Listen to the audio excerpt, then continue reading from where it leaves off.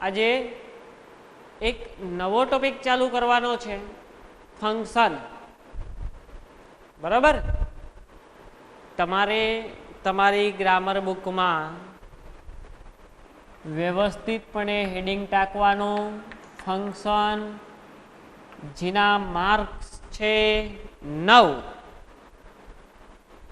શું ગ્રામરમાં વ્યવસ્થિતપણે હેડિંગ ટાંકશો જેના 9 માર્ક્સ છે. હવે આ ફંક્શન જે છે એ 3 પ્રકારે પૂછાવાના છે, 3 રીતે પૂછાશે.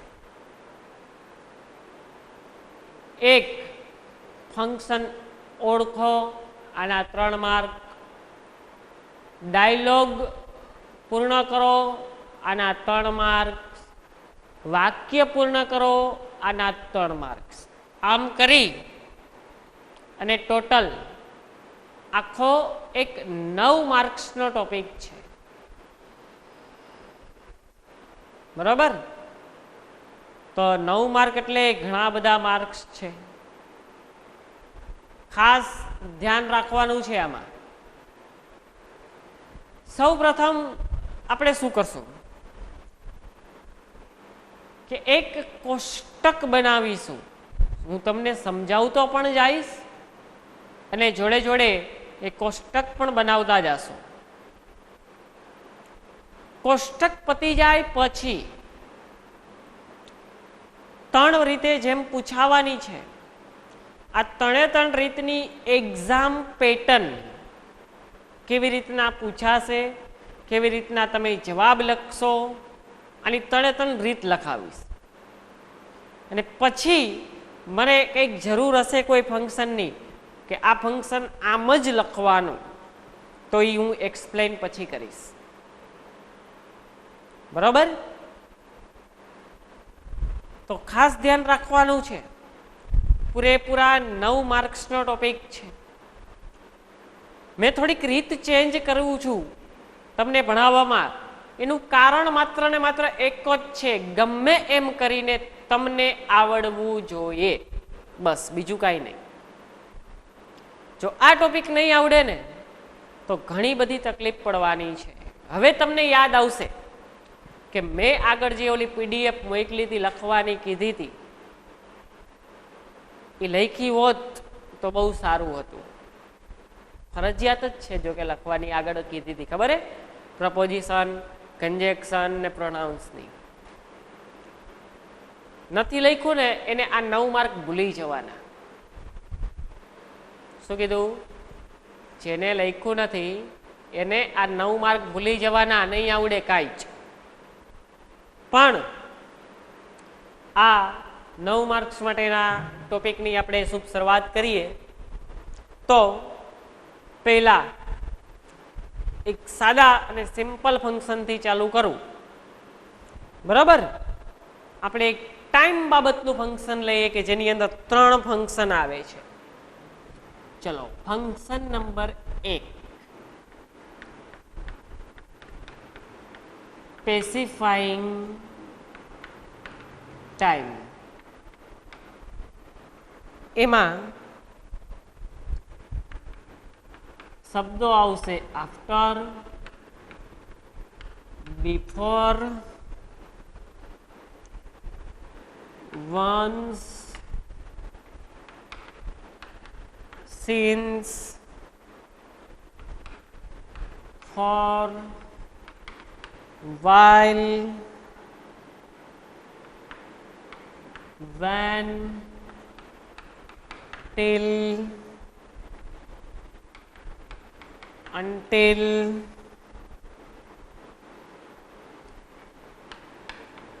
no sooner, hardly,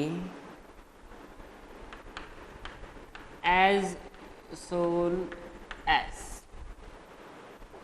આ મેં શબ્દો લખ્યા છે.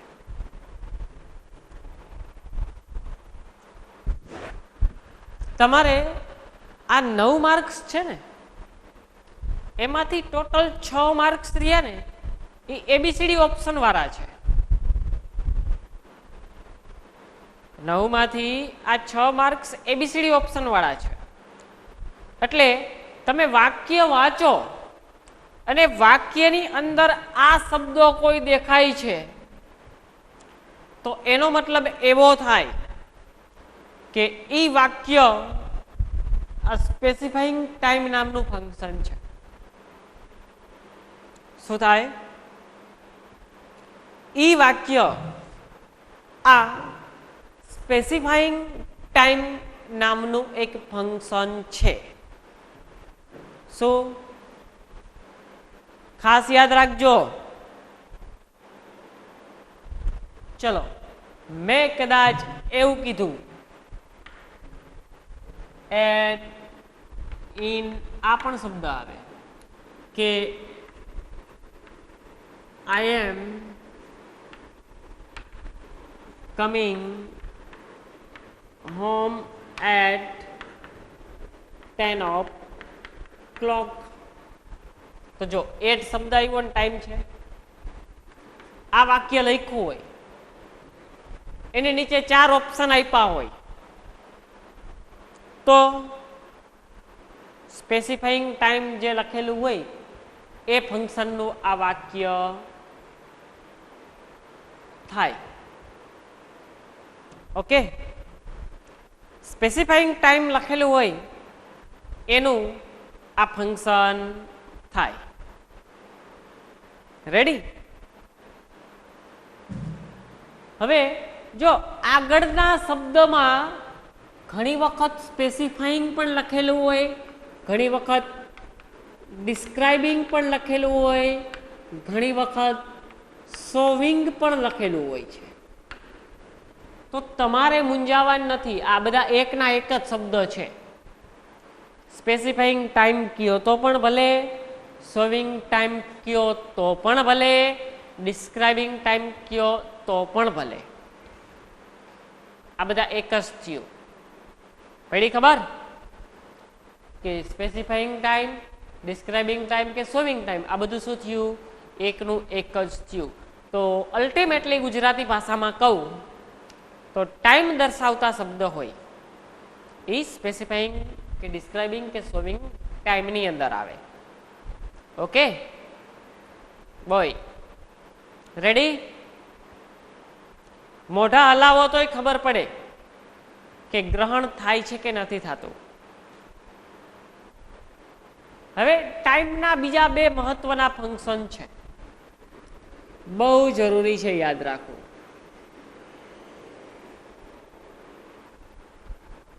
Function number 2, point of time, જેના શબ્દો છે સિન્સ. પોઈન્ટ ઓફ ટાઈમ જેનો એક જ શબ્દ છે સિન્સ. આપણે અક્ષર મોટા કરવાની ફરમાઈશ આવે છે, ચલો હવે એવું થોડુંક પણ રાખીએ, પણ ફોટો તો આનો તમને અહીંથી પ્રોવાઈડ કરવામાં આવશે જ. બરોબર? સ્પેસિફાઈંગ ટાઈમ પછી મેં લીધું પોઈન્ટ ઓફ ટાઈમ. ટાઈમના ટોટલ 3 ફંક્શન છે અને આ 3 માંથી પૂછાશે ને પૂછાશે 110%. ખાસ ધ્યાન રાખજો. પોઈન્ટ ઓફ ટાઈમમાં એક જ શબ્દ છે, એ શબ્દનું નામ છે સિન્સ શબ્દ. શું છે? પોઈન્ટ ઓફ ટાઈમમાં એક જ શબ્દ છે, જે શબ્દનું નામ છે સિન્સ. શું છે? સિન્સ. અન્ડરસ્ટેન્ડ? પોઈન્ટ ઓફ ટાઈમમાં એક જ શબ્દ છે, જે શબ્દનું નામ છે સિન્સ. ઓકે, તો હવે આ સિન્સ છે ને, એમાં હું એક તમને ઓળખ આપું કે રોહિત, ચલો થોડાક અક્ષર મોટા કરો.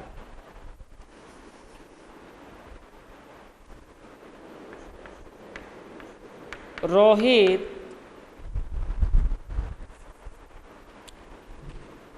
આ પોઈન્ટ ઓફ ટાઈમમાં એક વસ્તુ યાદ રાખવાની, કે પોઈન્ટ ઓફ ટાઈમનું ફંક્શન હોય એટલે એમાં કાર્ડ નંબર કેટલામાં હોય? ચોથો. કાર્ડ નંબર કેટલામાં? ચોથો. આ લખી જ નાખું છું તમારી યાદી માટે. ટેન્સ નંબર કેટલામાં હોય? ચોથો. તો ચોથા ટેન્સમાં કયા બે ટુ બી ના રૂપ હતા? હેવ બીન અને હેસ બીન. તો આ રોહિત એકવચન એટલે શું આવે? હેસ બીન. ઓકે, આપણે એને ક્રિકેટ રમાડીએ. ચલો, પ્લે કરે છે તો આઈએનજી લાગશે ને, આ હેસ બીન આઈ રે. પણ શું પ્લેઇંગ? તો કે ક્રિકેટ. અને હવે શબ્દ મૂકવાનો સિન્સ. Since 4 o'clock. ચલો, પૂરું થયું. આવું વાક્ય તમારે બનાવવાનું નથી, પણ મેં એક એક્ઝામ્પલ લખ્યું છે કે Rohit has been playing cricket. મેં એમ કીધું ને કે પોઈન્ટ ઓફ ટાઈમમાં કાર્ડ નંબર 4 જ હોવો જોઈએ. તો કાર રોહિત નામ છે એટલે હેવ બીન ને હેઝ બીન હોય, તો રોહિત છે એટલે એક વચનમાં હેઝ બીન, અને હેઝ બીન આઈ એનું ક્રિયાપદનું રૂપ આઈએનજી વાળું જ આવે આપણા નિયમ મુજબ. હે, card number 4, line number 4, form number કેટલામું? બીજું. બીજું ફોર્મ એટલે આઈએનજી. અને ક્રિકેટ રમે છે ક્યાંથી? તો કે 4 વાગ્યાથી. ક્યાંથી? 4 વાગ્યાથી એ ક્રિકેટ રમે છે. તો આમાં સિન્સ શબ્દનો ઉપયોગ આવ્યો, તો આ પોઈન્ટ ઓફ ટાઈમનું વાક્ય થયું. પડી ખબર? હવે માનો કે આ વાક્ય અધૂરું હોય, આપણે પૂરા કરવાના આવે છે ને, આ રોહિત કરીને આમાં અધૂરું વાક્ય હોય ને એમ કહે કે ભાઈ પોઈન્ટ ઓફ ટાઈમથી પૂરું કરો, તો આપણે ખબર જ ન હોય કે પોઈન્ટ ઓફ ટાઈમમાં સિન્સ શબ્દ આવે ને કાર્ડ નંબર 4 ઉપયોગ કરવાનો. તો રોહિત માટે હેઝ બીન. હવે એને મજા આવે એ કરો, પ્લેઇંગ. કે ગમે તે ફૂટબોલ ક્રિકેટ નામ આપો, સિન્સ કરીને ટાઈમ નાખો, તો વાક્ય પૂરું થઈ ગયું પોઈન્ટ ઓફ ટાઈમનું. હે, થઈ જાય કે ન થઈ જાય? તો પોઈન્ટ ઓફ ટાઈમનું વાક્ય પૂર્ણ કરવું હોય તો કેવી રીતના કરાય? આ મેં એક આયા વાત કરી. હવે એના પછી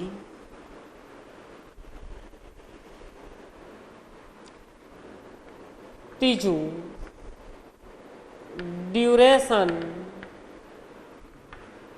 ઓફ ટાઈમ. આમાં શબ્દ આવશે ફોર. જો આપણે એક કોષ્ટક બનાવી છે પેલા યાદ રાખવા માટે, પૂછાશે કેમ એનો જવાબ લખવો એ બધું પછી વાત છે, પણ પહેલા આપણે શું કરવું છે? યાદ રાખવું છે. પરીક્ષા માર્ચની હશે, પરીક્ષા દેવા તમારે જવાનું હશે ને, એના આગલા દિવસે તમારે તમારી ગ્રામર બુક વાંચવાની છે, આટલું યાદ રાખજો. એટલે બહુ વ્યવસ્થિતપણે ગ્રામર બુક બનાવજો, એનો અભ્યાસ વ્યવસ્થિતપણે કરજો. નકર તમે માર્ક્સ નહીં મેળવી શકો મિત્ર. હો, વધુમાં વધુ જો માર્ક્સ મેળવવા ઈચ્છતા હોય ને તો ધ્યાન રાખજો ખાસ ભાઈ, નકર અટવાઈ જશો એમ માની લ્યો. ઓકે, તો ફોર. તો આ ટેન્સ પણ 4. આમાં ટેન્સ નંબર કેટલામો? ચોથો. ચલો, અહીંયા પણ રોહિત નામ આપ્યું છે.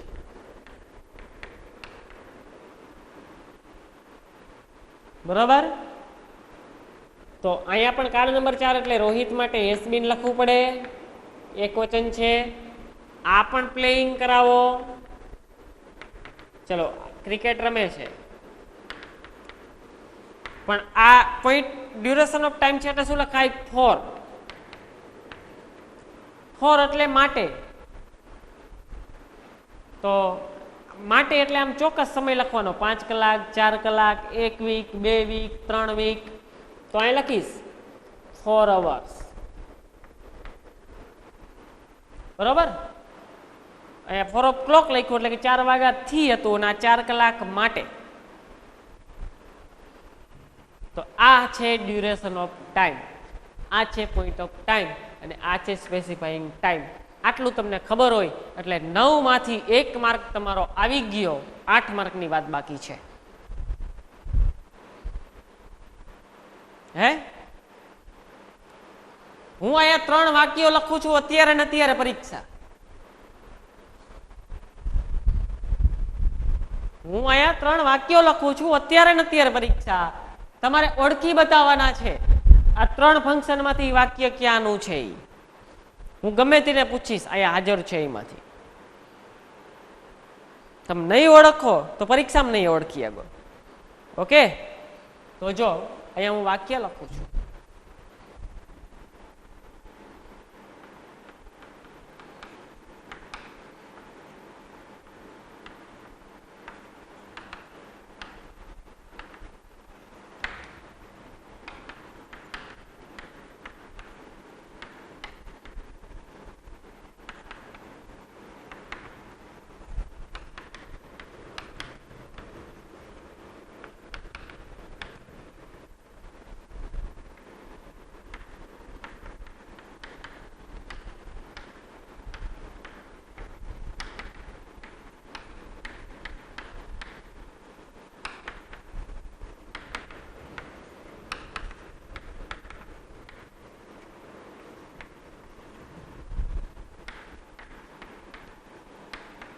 चलो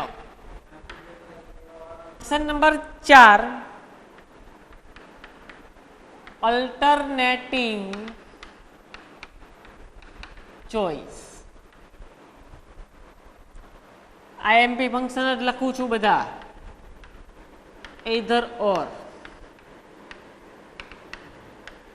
neither nor.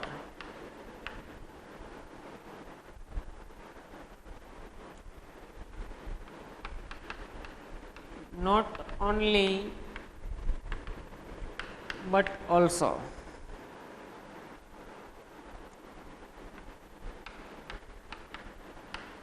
Whether or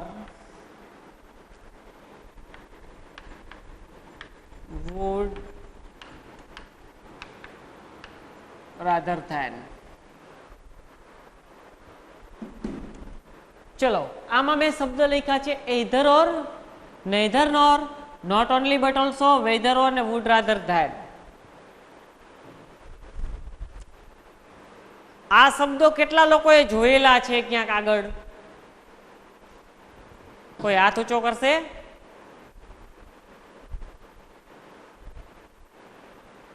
તો પીડીએફ લખતા હતા ત્યારે શું કરતા હતા? આમાં કઈ શબ્દો નહોતા આવ્યા? પીડીએફ લખવામાં આવ્યા કઈ શબ્દ નહોતા આવ્યા?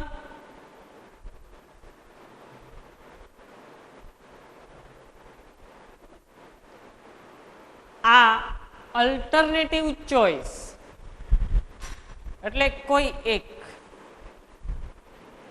જ્યારે તમારી સામે બે વિકલ્પ હોય અને તમારે એક પસંદ કરવાનો જ્યારે થાય ત્યારે એને અલ્ટરનેટિવ ચોઇસ કહેવામાં આવે છે. તમારી પાસે વિકલ્પ બે હોય અને એક પસંદ કરવાનો થાય એને અલ્ટરનેટિવ ચોઇસ કહેવામાં આવે છે. હવે તો આમાં શબ્દો છે either or, neither nor. આ બધા શબ્દનું એ પીડીએફ માં ગુજરાતી લખેલા છે. either or એટલે કોઈ એક, neither nor એટલે એક પણ નહીં. આ ખાલી ગુજરાતી શબ્દ યાદ હોય ને તોય બધું યાદ રહી જાય. Not only but also a એક નહીં, ફક્ત એ પણ. આ બધા શબ્દો નથી આવ્યા ગુજરાતી?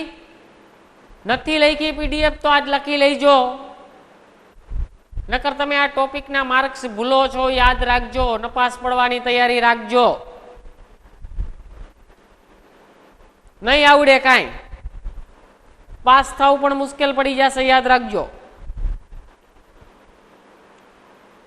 હવે માનો કે હું ક્લાસ લઉં છું તમારો, હું એમ કહું કે ભાઈ ચોક લઈ આવો, પણ કોક બે વ્યક્તિ ઊભા થાય છે. હે, ચોક લઈ આવો તમારો, હું એવું કહું છું. કોક બે વ્યક્તિ ઊભા થાય છે, પણ ચોકમાં કઈ 10-25 મણ વજન થોડો છે? તે બે વ્યક્તિને જવાની જરૂર પડે? તો મારે એવું કેવું હોય બે માંથી એક, તો મારા આગળ વિકલ્પ કેટલા છે? બે. પણ મારે બે માંથી એક કેવું છે ત્યારે એધર ઓર શબ્દનો વાપરીશ. પણ બે ઊભા થયા, બે માંથી બંનેને ના પાડી દેવી છે ત્યારે નેધર નોટ શબ્દ વાપરીશ. પણ બે ઊભા થયા, બંનેને જવા દેવા છે તો not only you but also you, બંને જાઓ. તો આ રીતના છે. હવે માનો કે સાંજે તમે બજારમાં જવાના છો અને બજારમાં જઈને કંઈક તમારે નાસ્તો કરવાનો પ્લાન છે, પણ અત્યારથી મોઢામાં પાણી આવે છે ને કયો છો કે દાબેલી ખાઈશ કે વડાપાઉં ખાઈશ? કંઈક એકાદું ખાઈશ. હે, દાબેલી ખાઈશ કે વડાપાઉં ખાઈશ? એકાદું કંઈક ખાઈશ. તો એધર ઓર, એમ કોઈ એક, કે આઈ ઈટ એધર દાબેલી ઓર વડાપાવ, એધર દાબેલી ઓર વડાપાવ. એક ખાઈશ, ગમે તે શું કરીશ? એક ખાઈશ. તો આ ડોટ ડોટ રાખ્યા ને એનો મતલબ આ એક એક શબ્દની વચ્ચે જગ્યા હોય. હે, જો મેં આવું લખું ને એધર ઓર લખું ને તો અહીંયા એક શબ્દની જગ્યા છે, બીજો શબ્દ અહીંયા. પડી ખબર? પીડીએફ લખ્યું હોય તો ખબર પડે, નકર શું તંબુરો ખબર પડે?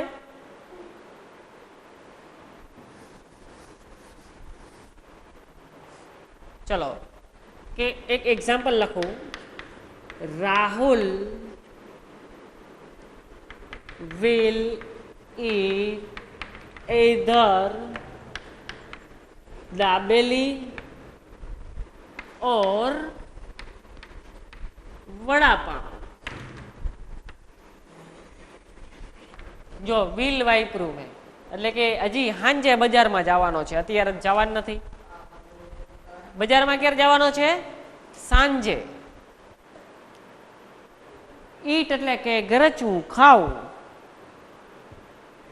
એધર, આ એધર પછી એક શબ્દની જગ્યા, પછી ઓર, પછી વડાપાવ છે. કા વડાપાવ કા દાબેલી, કા વડાપાવ અને કા દાબેલી, બે માંથી એક ખાઈશ. રાહુલ એમ કહે છે કે કા દાબેલી કા વડાપાવ, બે માંથી એક ખાઈશ. પણ અહીંયા નેધર લખ્યું હોત તો એક પણ નહીં, દાબેલી નહીં ખાવ અને વડાપાવ પણ નહીં ખાવ. પણ અહીંયા નોટ ઓનલી લખ્યું હોત અને અહીંયા બટ ઓલ્સો લખ્યું હોત તો દાબેલી નહીં પણ વડાપાવ ખાઈશ, દાબેલી ખાઈશ અને વડાપાવ ખાઈશ. થાય? હે, થોડુંક અટપટું લાગતું હશે પણ શીખવું ફરજિયાત છે માર્ક્સ જોતા હશે. હોશિયાર વિદ્યાર્થીઓ અમુકના હું ચહેરા મને દેખાય છે, એને આમ ફૂલ ગ્રહણ કરે છે, ફૂલ વ્યવસ્થિત સાંભળે છે, જેનો મતલબ છે એને થોડુંક સમજાય છે. ખોટી વાત છે? એક આગળ ફંક્શન બીજું તમને કહું.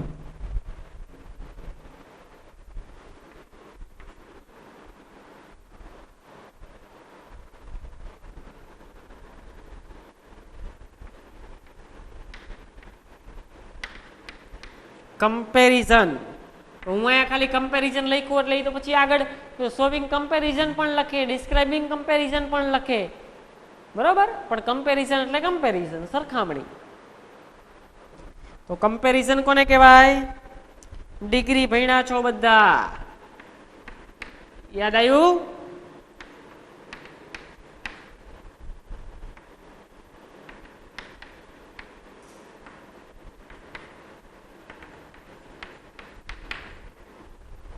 ઓકે, ડિગ્રી ભણીને આવ્યા ને?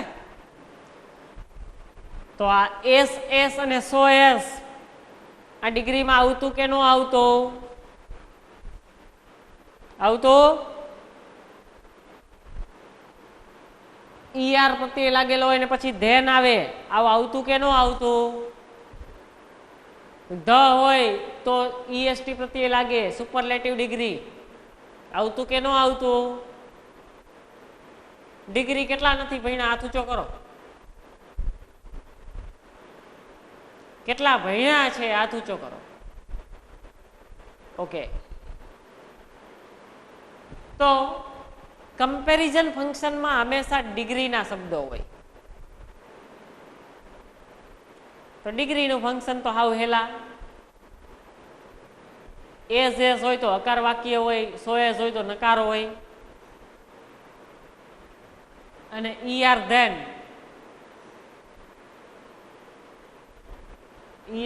અને ધ ઈએસટી. તો કોઈ પણ વાક્ય ડિગ્રીનું દેખાય ને તમને, એટલે તમારે ઓપ્શન કયો પસંદ કરવાનો? Describing comparison. શું કરવાનું? Describing comparison. કયો ઓપ્શન પસંદ કરશો? Describing comparison. આવું પણ બની શકે ને, યુ આર બેટર ધેન મી. ચલો, આવું લખ્યું છે તો આપણે ખબર ન પડી જાય કે ઈઆર પ્રત્યય છે ને ધેન છે, તો ઈઆર ધેન આવે કમ્પેરિઝનમાં આવે, તો કમ્પેરિઝન વાળો ઓપ્શન પસંદ કરીએ એવું. હે, ખબર પડી જાય ને? પણ આવું આપ્યું હોય તો યુ આર બેટર, ખાલી જગ્યા, વાક્ય પૂર્ણ કરવાનું છે, અધૂરું છે, અને અહીંયા લખ્યું કે શોવિંગ